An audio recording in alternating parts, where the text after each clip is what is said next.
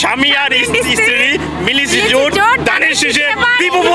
তারেক রহমান উনি তো এখন সারা বাংলাদেশের নেতা, উনি শুধু বিএনপির নেতা নয়, আজকের এই মিরপুরের পল্লবী রূপনগরের লাখো মানুষের উপস্থিতি প্রমাণ করে ওনার প্রতি জনসাধারণের কতটুক আস্থা আছে।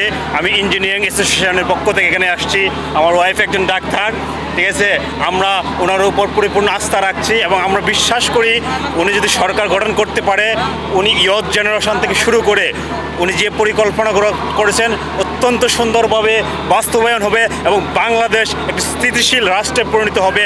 এবং অনেকেই আছে, অনেক মিথ্যা কিংবা বুটচুর নব্য বুটচুর, তারা বিভিন্ন মিথ্যার আশ্রয় নিচ্ছে, কিন্তু তাদের দ্বারা দেশের কোনো উপকার অতীতেও হয় নাই এবং ভবিষ্যতেই হয় নাই। যদি বাংলাদেশের বর্তমান বাংলাদেশের স্থিতিশীলতা দরকার হয়, তাহলে আমাদের প্রেসিডেন্ট, সাবেক প্রেসিডেন্ট জিয়াউর রহমান এবং আপসের নেত্রী বেগম খালেদা জিয়ার সুযোগ্য সন্তান তারেক রহমান, উনাকে দিয়েই বাংলাদেশের স্থিতিশীলতা এবং ভবিষ্যৎ বাংলাদেশ বিনির্মাণ সম্ভব। এবং সেটা আমরা আশাবাদী এবং আমরা ইঞ্জিনিয়ার এবং ডাক্তার সবাই ওনার পাশে আছি।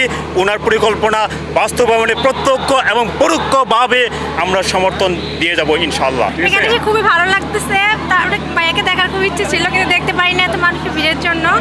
ওনাকে দেখার জন্য আর কি বাসা থেকে ছুটে আসে। ওনার মধ্যে খুবই যোগ্যতা আছে এবং আমরা সম্ভাবনীময় যে উনি ডাক্তারদের জন্য অনেক, বিশেষ করে ডাক্তার জোবাইদা রহমান আপা খুবই ডাক্তারদের প্রতি খুবই সিম্পেথি প্রবণ এবং উনি ডাক্তারদের নিয়ে অনেক কাজ করতে চাচ্ছেন।